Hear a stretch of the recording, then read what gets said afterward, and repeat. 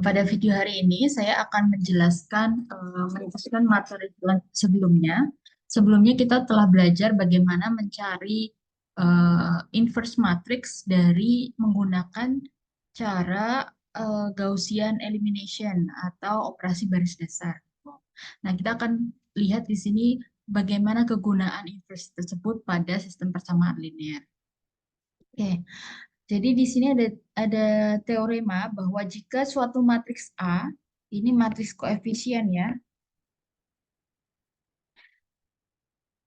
berukuran n kali n, artinya dia jumlah variabelnya harus n dan jumlah persamaannya juga harus n, nggak boleh beda. Oke, kalau misalnya di sistem persamaan linear dapat dibalik. Jadi matriks koefisien dapat dibalik, maka setiap matriks B berukuran n kali 1, sistem persamaan AX plus B tepat memiliki satu penyelesaian X sama dengan A inverse kali B. Jadi kalau misalnya teman-teman punya sistem persamaan linear dengan variabel n, variabelnya n, terus jumlah persamaannya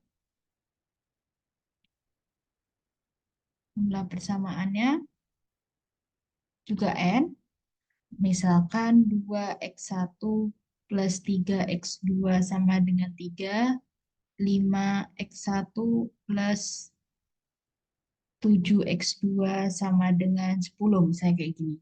Ini persamaannya n, n-nya adalah 2, jumlah variabelnya juga n, n-nya juga 2. Nah, ini bisa dikerjakan menggunakan augmented matrix yang kita udah pelajari di video yang lain gitu atau di materi sebelumnya gitu. Nah, cuma ada cara lain untuk mengerjakan ini. Ya ini dengan mengubah ini menjadi matriks koefisien 2, 3, 5, 7. Kalau dilihat kalau matriks koefisien 3 dan 10-nya nggak dimasukin ya. Terus ini adalah X1 dan X2. Terus ini adalah 3 dan 10. Dari sini kita dapetin ini A, ini X sama dengan B.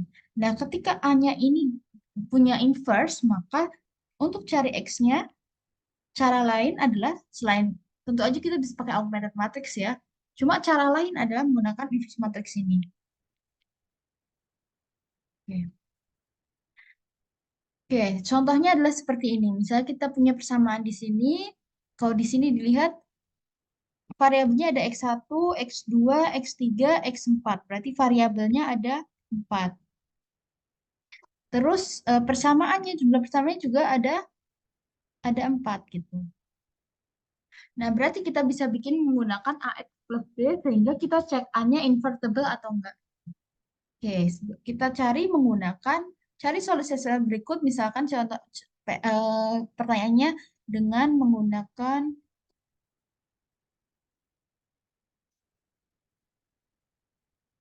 inverse matrix.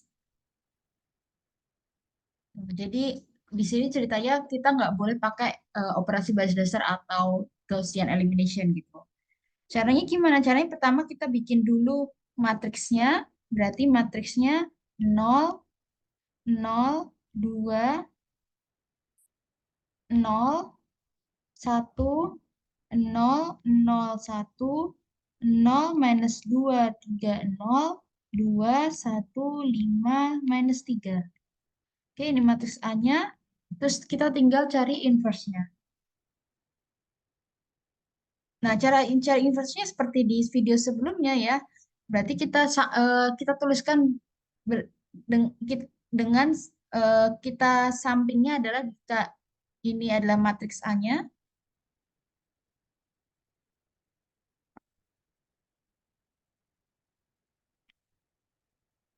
Ini matriks A-nya. Ini matriks identity. Terus kita gunakan operasi baris dasar sehingga sebelah kirinya itu identitas matriks. Oke. Nanti bisa dicek sendiri ya. Sepertinya udah udah cukup jelas di video sebelumnya. Oke, ini. Jadi ketika misalkan di sini, matriks di sini, ketika baris keempat itu dikurangi 13/2 baris ketiga gitu. Nah, itu juga dilakukan di matriks yang sebelah kanan juga. Jadi nggak cuma sebelah kiri, tapi sebelah kanan. Terus sampai dapat inverse-nya. Setelah dapat identitas matriks, ternyata sebelah kirinya bisa dibikin identitas matriks, artinya dia invertible gitu. Berarti sebelah kanannya ini, matriks ini adalah A inverse. Baru kita dapatin A inverse, kita sederhanakan. Baru untuk cari X-nya, sama dengan A inverse kali B. B itu tadi koefisien sebelah kanan. Jadi 4, 1, 2, 1. Jadiin sebuah vektor. Berarti ini adalah X1, X2, X3, dan X4.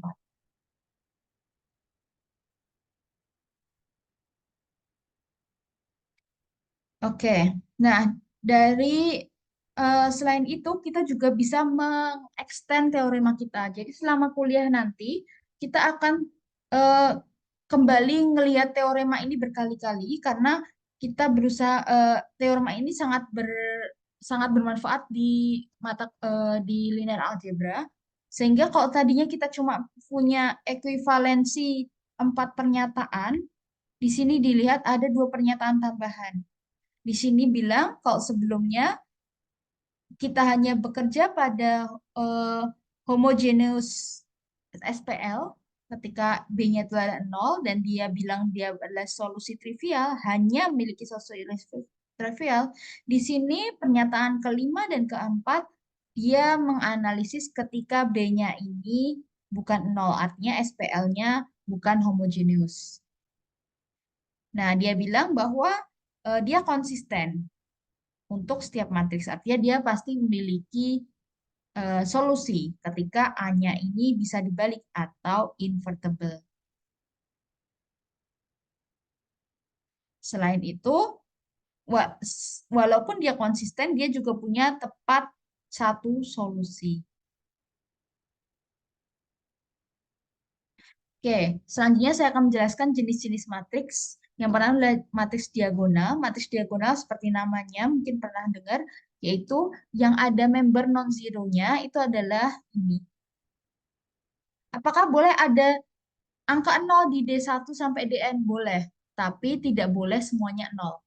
Itu namanya, kalau semuanya 0 berarti matriks 0 gitu ya. Contohnya ini, dan ini. Ini. Kalau dilihat di sini, identitas matriks termasuk matriks diagonal.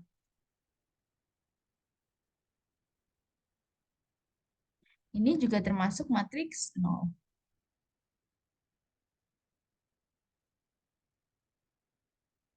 Oke. Jenis-jenis matriks ada matriks segitiga atas, matriks segitiga bawah, atau biasanya bahasa Inggrisnya triangular. Matriks segitiga atas, kalau dilihat di sini kita boundary-nya itu ada di diagonal. Diagonal dia non-zero, atau boleh bukan nol.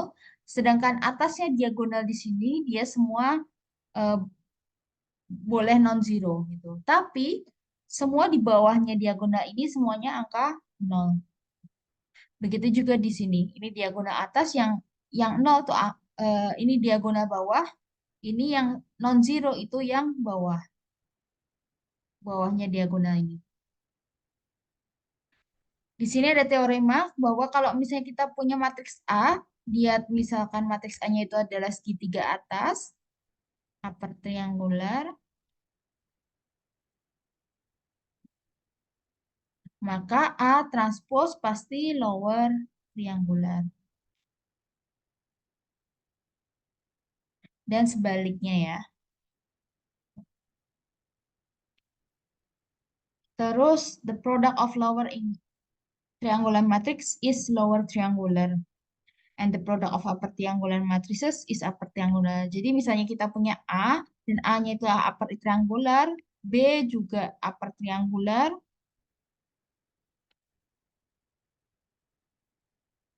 maka A kali B pasti upper.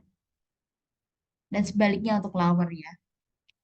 A triangular matrix is invertible if only if its diagonal entries are all non-zero.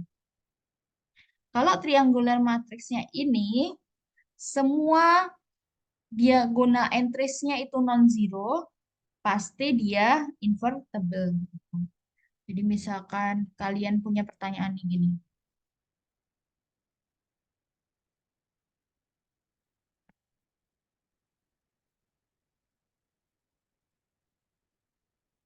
Nah, kalian misalnya punya matriks seperti ini, 3 0 0.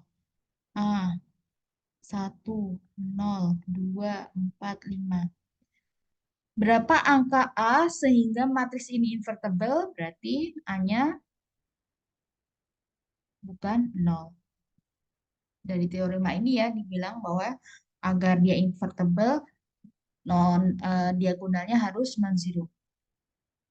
Terus the inverse of invertible lower triangular matrix is lower triangular. Jadi kalau misalnya kalian punya matriks A, dia upper triangular, inverse-nya itu upper juga. Begitu ini juga A transpose lower triangular, A transpose inverse, inverse dari upper pasti lower juga. Oke, jenis-jenis matriks selain matriks diagonal ada yang disebut dengan matriks simetris. Artinya apa? Artinya di sini A transpose itu sama dengan A. Ini bisa terjadi ketika kita punya nilai yang sama di sini dan di sini, di sini dan di sini, di sini dan di sini.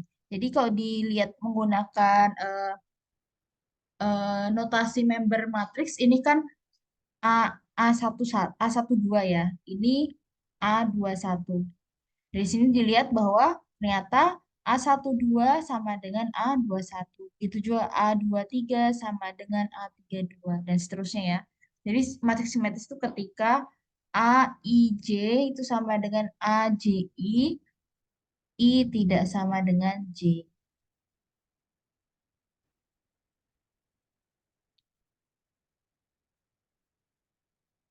Oke, contohnya ini sama dengan ini sama dengan ini sama dengan ini sama dengan ini. Diagonal matriks juga termasuk dengan simetris matriks ketika ini angkanya 0. Oke, apa sih spesialnya simetrik matriks tuh? A transposnya juga pasti simetrik. A plus B, A minus B juga pasti simetrik ketika dua-duanya simetris. Terus kalau dikaliin dengan skalar, dia juga pasti simetris juga.